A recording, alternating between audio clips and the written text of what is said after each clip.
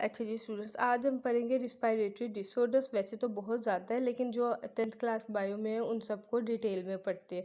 हर video में एक एक रिस्पायरेटरी डिसऑर्डर को पढ़ेंगे। पहले पढ़ते हैं ब्रोंकाइटिस। ब्रोंकाइटिस में क्या होता है? ब्रोंकाई ब्रोंक्यूल्स की स्वेलिंग हो जाती है। ब्रोंकाई या ब्रोंक्यूल्स की स्वेलिंग, स्वेलिंग को क्या कहते हैं? इन्फ्लेमेशन। ये बात जहन में रख ले, जब भी इन्फ्लेमेशन का वर्ड है इट मीन्स स्वेलिंग हो गई है।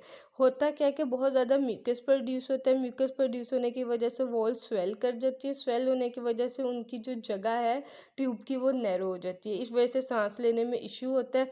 और इसका कोज क्या है? ये कौन करता है स्वेलिंग? वायरस करता है। ज़्यादातर इन्फेक्शंस में वायरस, बैक्टीरिया और केमिकल्स, फंगस यही स्वेलिंग करते हैं, इन्फ्लेमेशन करते हैं।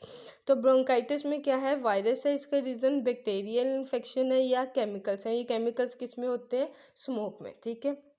अच्छा, ब्रोंकाइटिस की दो टाइप्स हैं, एक्यूट और क्रोनिक। एक्यूट और क्रोनिक को आप बायो में हमेशा जहन में रखें कि जब हम किसी डिजीज़ को एक्यूट कहते हैं तो वो फ़ौरन से होती है और वो जल्दी ठीक हो जाती है।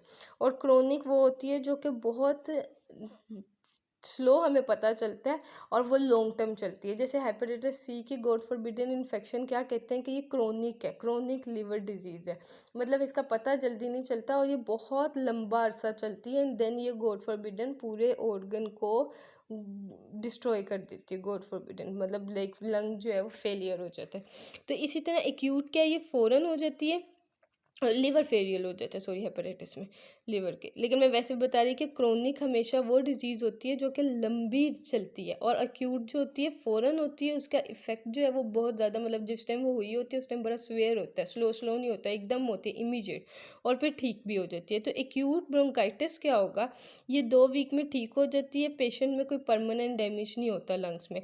क्रोनिक क्या है? वो स्लो डेवलप करती है, 3 मंथ से 2 ईयर तक चलती रहती है। ज़्यादातर चांसेस 45 ईयर्स एज से ज़्यादा लोगों के, जिनकी एज 45 ईयर से अबव है, उनके रिस्क फैक्टर ज़्यादा है और ये लंबा अरसा चलती है।